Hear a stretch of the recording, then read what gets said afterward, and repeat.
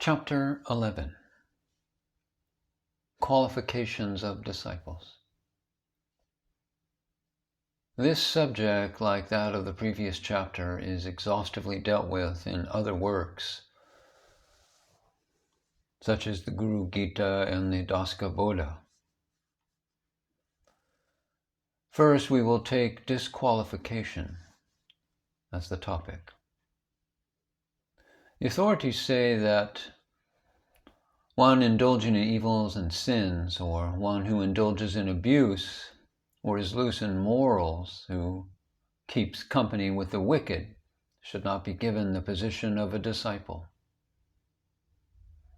Other works state that spiritual instruction should not be given to various types of people, such as the miserly or the fickle, the person without true devotion or faith, and lastly to one who does not care to render service to the Guru.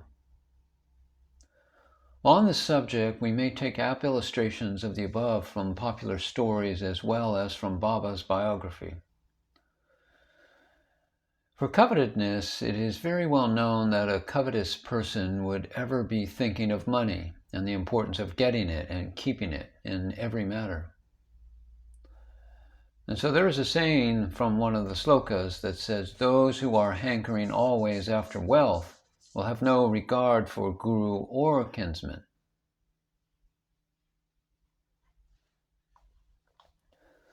There was an incident commonly narrated in the Bhagavatars as follows. In a certain community, the caste guru used to tour about, and when he visited any place, the local adherents of the guru would each have to pay 10 rupees. One such guru, wanting to visit a village where there was only one disciple, had a very unfortunate experience. The disciple, though very well off, was an Arthala Lubda, an inveterate miser, so he wanted to evade the hereditary guru's claim for the rupees. When he learned the time at which the guru would arrive, he went up to Tulsadar, a friend of his, and prayed to be put in stocks and kept there till the time that would be communicated later on. The Tulsadar obliged him and put him in stocks. The guru came and learned that only disciple he had was in stocks, and so went away. Learning of the guru's departure, the disciple wanted to be freed from the stocks, but at that time the Tulsadar was not in the office but had gone home. When he asked the one guarding him to report to the Tulsadar, the latter declined and said that he would not go to the Tulsadar's house. So this covetous disciple had to pay the rupees in order to make him go to the Tulsadar and get the order for his release. The man, anxious to cheat his hereditary guru's claim of the rupees, had to pay 4 times that amount to the man just to get himself out of the stocks. Amongst Baba's own followers, there are some incidents to be found in Baba's charters and sayings, and 1 or 2 of them will suffice here. Baba, who read the hearts of everyone approaching him, dealt with such visitors appropriately. Once a very rich man, having 250 rupees in his pocket, had heard that Baba was a Brahmayani and could impart Brahmayana to anybody that he chose, and would not ask for payment for that spiritual initiation and instruction. Having a sort of momentary desire to acquire Brahmayana at the hands of Baba without payment, he straightway engaged a tonga at the railway station for a visit to Shirdi and back, fixing up a single fare for both journeys and stipulating that he would return in a few hours. He went up and told Baba that he had come for Brahmayana, which Baba was so capable of imparting, and wanted it immediately, evidently treating it as a parcel to be handed across the counter in a shop. Baba fell into the humor of the man and told him that his demand for Brahmayana was grand, for so many people came to him for other objects and none for Brahmayana. Then, turning to a boy, he told him to go and get him a hand loan of 5 rupees from the Marwadi. the boy came and reported that the Mawadi was absent. Next, Baba went on similarly sending word to absent Marwadis, and thus nearly half an hour was spent. The rich visitor was getting impatient, thinking that the Tonga Wala would raise his demand. He noted that Baba only wanted a loan of 5 rupees, and he could easily give it. But he was oppressed by the fear that a loan advanced to Sai Baba might not be recoverable, and so he would not advance the money. The risk of lending 5 rupees was too great in his estimation for obtaining Brahmayana. Finally, finding that Baba was still not answering his question, he asked Baba why he delayed giving him Brahmayana. Baba's answer was, "Have you understood nothing? I have been all the while trying to impress you with Brahmayana, even as you are. You see, I want 5 things surrendered to me. I want the 5.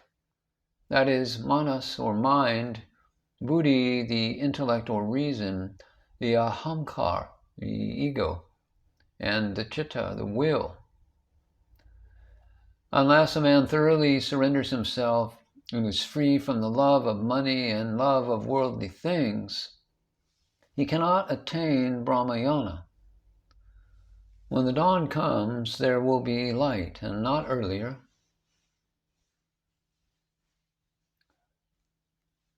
The man then discovered that Baba read his heart thoroughly and that he was too avaricious ever to get Brahmayana. Disqualifications of discipleship. In Baba's summary, Nishta and Saburi are the qualifications and their absence the disqualifications in a disciple. But it is better to go into the full list given of such disqualifications after saying a word as to the importance of that subject. The Rudra Jamala says, "The Guru should examine and test the disciple as ordained by the Sastras, else the Guru will go to hell by the disciple's taints." Such taints may arise in 2 ways. First, the natural contagion of evil qualities, especially in powerfully evil disciples, may corrupt the Guru. Secondly, even apart from that, the pupil's sins fall on the head of the Guru. That is, the Guru being responsible for the good and evil done by the disciple who has surrendered to him. The phrase vidivat refers to the rule and practice of a pupil going and serving the Guru at his place for 12 years, after which probation instruction would be imparted. The Samachara Tantra gives a long list of 27 disqualifications, which are specially mentioned. 1 to 11 are mentioned in the Rudra Jamala. They are lustfulness, this being the greatest danger in youth; crookedness,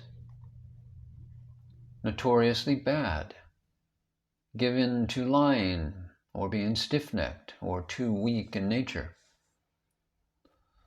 issueless, and a man dear to enemies as weak-minded and weak-bodied is apt to be; and also given to vice and sin, or being unlettered and dull. There are 16 other disqualifications where they talk about the defects and not having been given the regular samskaras prescribed in the Vedas, or failing to perform the duties of the ashrama stage of life, or being impure of heart, or lacking faith, or having a passionate temper, or being confused, or being given to bad ways, adulterous or deformed, and without bhakti, or ever doubting and tending in opposite ways. And also the final one is fond of scandal or blame. Now let us turn to the qualifications of disciples and with Baba's summary. Baba stated that his own Guru asked him for dakshina of 2 pies. and that he gave them to him, who was thereby satisfied. He added an explanation that the two pies demanded by the Guru, who had no attachment to coins or earthly objects, were Nishta and Saburi. Baba wanted two things to be given to him. About the impatient Mrs. Karpati, who was staying with her husband, who was impatient of the prolonged stay at Shirdi that entailed loss of business and income, Baba told Kaka Dixit to give her 200 rupees, meaning only Nishta and Saburi. Taking up Nishta first, one can see that no progress at all will be made by any disciple who has no faith either in the particular Guru or in the scriptures, such as the Vedas and mantras.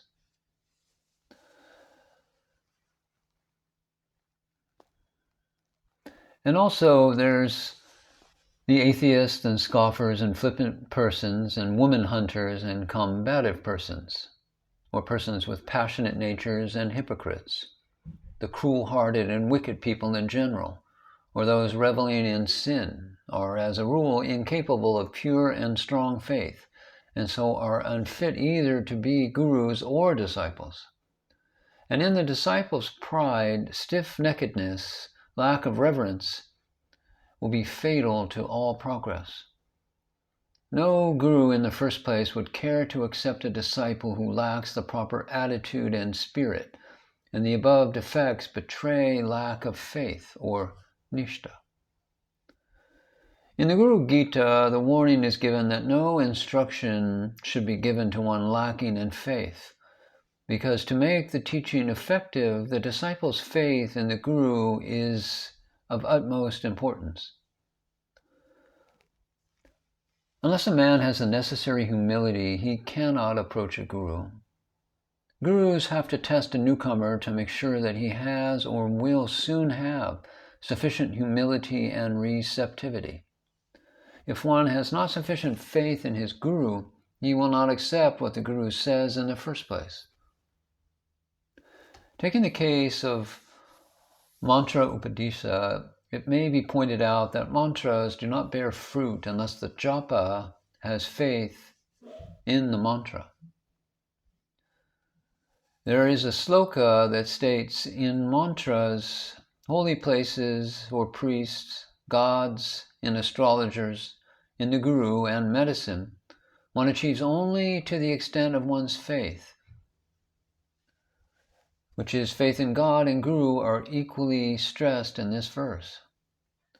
Also, the Viveka Chudamani stresses need of bhakti, faith, and devotion for moksha. Bhakti is highly important, it states, among the elements that make for salvation. Unless a man has faith, he will not take the proper steps and persevere in following the mantra japa or the advice given. All sorts of persons came to Baba. For instance, one Valambi station manager who had no faith in Baba and fancied that Baba was unnecessarily honored, was taken by Das Ganu Maharaj to see Baba at Shirdi. Baba was then washing pots and placing them on the ground, mouth downwards. When asked why he did so, Baba explained his symbolical action, saying, "Persons who come here are like this." That is, just as a vessel with mouth turned down cannot receive anything, some persons come to Baba in an unreceptive mood. That was exactly the case with the Valambi station manager, and the all-knowing Baba knew it. Persons with poor or no faith would easily give up their guru or his advice if any persons talked anything adverse to the guru. When Dr. Moki was trying for the first time to go and see Baba at Shirdi, as advised by his sister, he came to a railway station, and there the railway personnel vilified Baba and described him as an immoral and dangerous character. Dr. Moki at once turned back and went away to his own place without seeing Baba. Persons with wavering faith have first to develop stronger faith before they could get any benefit from Baba. And Baba graciously helped such people in a number of cases. In fact, the above-mentioned Moki was persuaded by his sister again to go to Shirdi. And on that second occasion, Baba revealed his all-knowing nature and narrated the above incident, and thus helped Dr. Mulkey to get strong and unshakable faith in Baba. The Prarthana Samaj is against paying any respect or worship to saints and sadhus. One of that Samaj got a little faith in Baba, but suddenly he was asked by a disbeliever in Baba if Baba had the qualifications of Gunatita, mentioned in the Bhagavad Gita. When with faith thus reduced, he came to Baba, and Baba asked Shama to tell him something, and he told him facts to revive his faith. Tampering with faith also is part of Baba's Leela. He then understood. Similar help Baba rendered to S.B. Nachni, who also was greatly damped in his bhakti to Baba by the railway station personnel and their vilification. When he approached Baba, the latter revealed his wonderful knowledge and love for disciples by asking, without anyone's revealing the facts to him, "Why have you come without your Mamlatar's permission? Do not do so again." And thus, in this way, strengthened the Nachni's faith. Baba's testing of faith is in strict accordance with the scriptures, as stated above, and sometimes the test is very severe. When M.B. Rigay, a double graduate who had the great advantage of seeing Baba and Mahavishnu in a vision in his own place, and Mahavishnu's direction to him that he should make Baba his guru, and also another vision of his visit to Shirdi and bowing to Baba, who embraced him and accepted him as a disciple, started and actually visited Shirdi and prostrated before Baba. Baba tested his faith and humility by saying, "What? Why do you bow to a man?" Usually, English-educated people will not prostrate to a guru. Sri Ragi was stunned and stayed at a distance for some hours, being determined to keep on to Baba as he had shed his pride of caste and title, and learnt that treating a guru as a man is fatal to all progress. So he waited quietly and was then later accepted by Baba with a fond embrace. As one scripture says, that if you treat a guru as a mere man, your sadhana will be a failure perpetually. Faith in the guru is especially needed for God realization. The guru who has himself realized his soul as identical with Para Brahman, as a truth expressed by Mem Allah Hum, that Baba always hummed, works at the soul of his disciple, and after seeing that it is duly prepared, and at the right moment, utters a word or uses a gesture or makes other effort, and the effect is instantaneous. The disciple is drawn into the same state of Sat-Chit Ananda, resulting from the experience of Jiva Brahma. This is done in 1 minute or half a minute, as the Guru Gita says. In a moment or a half moment, the Guru and his disciple are in that realized state as a result of the Guru's action and the disciple's faith. This involves no doubt a previous preparation under the Guru's care of the disciple's soul for a very long time. But the final effect takes no time. It is instantaneous. As dramatically put in the story of Janaka and Ashtavakra, the change may be suddenly and marvelously effected. You see, the story goes that King Janaka asked the sage Ashtavakra whether it was true that the Guru could make the disciple have the realization within the short space of time that exists between a man's putting his one foot on the first stirrup and the second foot on the second stirrup. Ashtavakra answered in the affirmative and was prepared to prove it. That rishi spent some time with Janaka in a preliminary preparation and then said, "Bring a horse saddled up." Then he asked Janaka to put his first foot on one stirrup and to put his second foot on the other stirrup. Within that time, the magic had worked. King Janaka had full realization of himself as Brahman and went away riding, caring for nothing in the world. Similar instances of the magic effect of faith are found in Tukaram's verse. As for the obverse, many have experience of the effects of lack of faith even in temporal matters. If a man takes a medicine without any faith, he will often fail to have any effect from that medicine. Persons with strong faith pronouncing certain syllables for curing cobra bite or scorpion sting succeed in curing those ailments. If so much faith is needed and useful in such trivial cases, how much more would it be needed when the effort is for the soul to realize its highest goal of Brahmanhood? The only technique by which the Guru prepares the disciple through inwardly working on the soul of the disciple, and the actual means by which the grand denouement is effected, are extremely subtle and peculiar to each saint. In Baba's case, these are highly concealed, and yet they have been partly revealed. Some attempt will be made to disclose these and other interesting facts about his guruship later on. For now, let us proceed to consider the authorities on other qualifications of the disciple. The disciple must be not conceited, or jealous, or tactful, or devoid of the sense of possession. That is, ready and willing and eager to sacrifice everything and own nothing. And must be endowed with perfect nishtha, and possessed of patience, and be very firm and intense in his love for the Guru.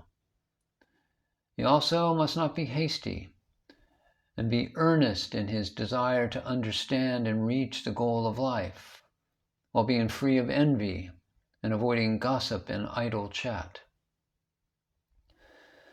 The disciple must also be free of attachment to wife and child and home and his lands, as well as kinsmen and wealth, thinking and feeling that every object will serve his purpose.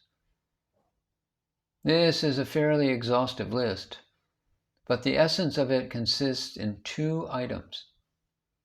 The first and foremost is freedom from worldly attachment, and the second is intense love for the Guru.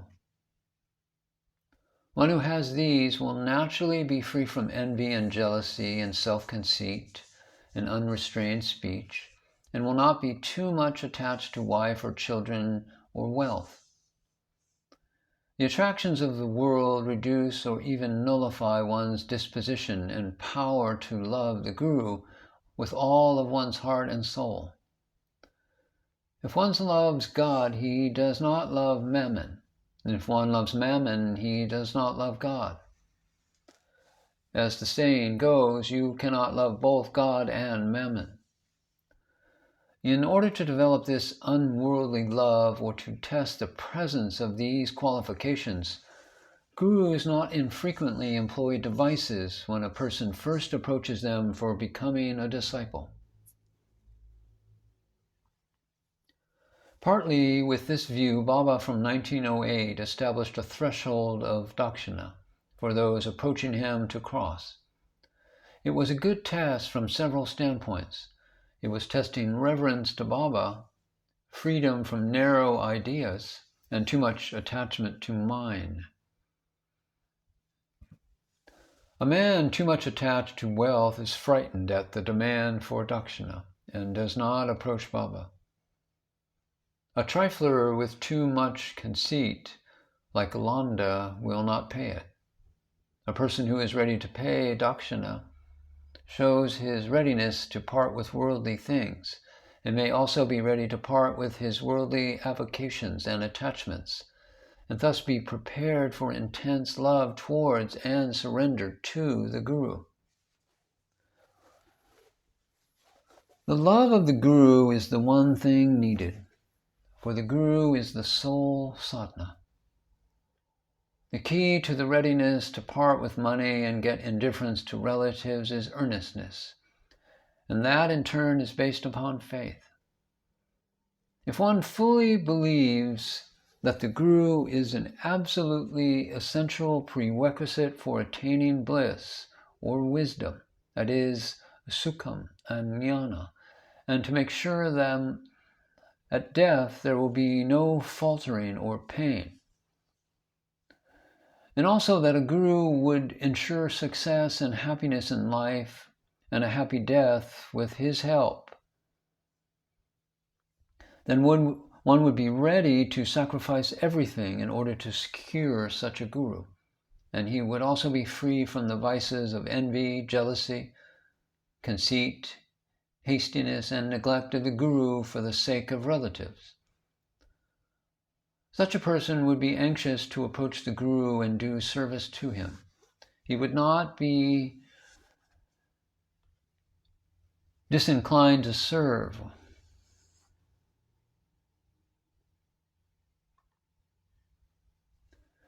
Even when a Guru is not highly esteemed or has defects, the fullest respect due to a Guru must be shown by the disciple who should not become involved.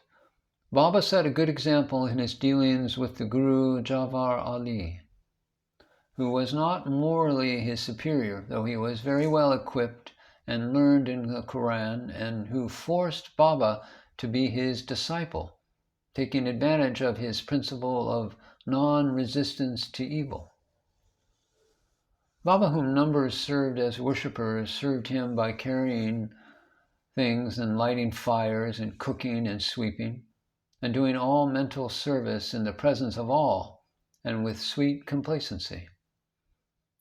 That was due to the fact that Baba had no attachment, no self-conceit, and realized himself as the pure soul that is not demeaned by such services.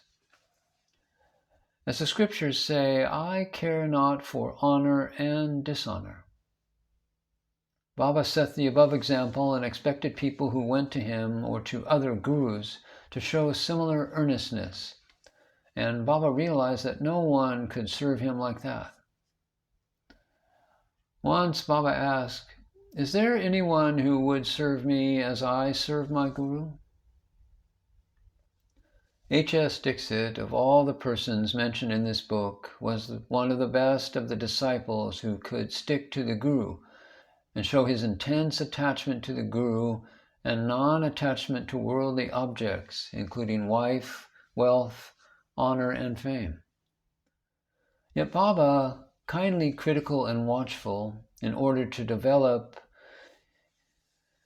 him at the highest level, noted at times that Dixit was wanting in firmness.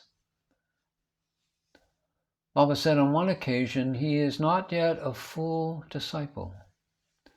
Fullest faith and surrender cannot easily be gotten into a man's heart after he has spent 40 years, the best part of his life at the bar or in politics and in various places in the world.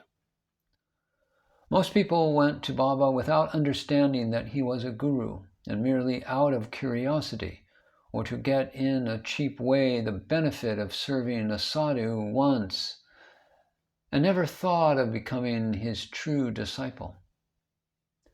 Even in respect of some of these, Baba assumed the responsibility of a guru. He once told D.V. Sampari, who had his foibles and faults, "Once or twice I will warn. If the warning is not heeded, our end will be bitter." Luckily, Sampari took the hint and dropped his vices.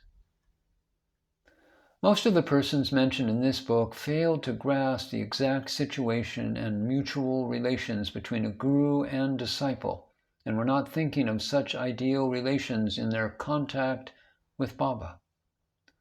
So despite the very great sacrifices that Baba made, hardly one was found fit to become a thorough disciple and his successor in point of spiritual eminence, or at any rate possess a sufficient portion of his qualifications to continue his mission and service.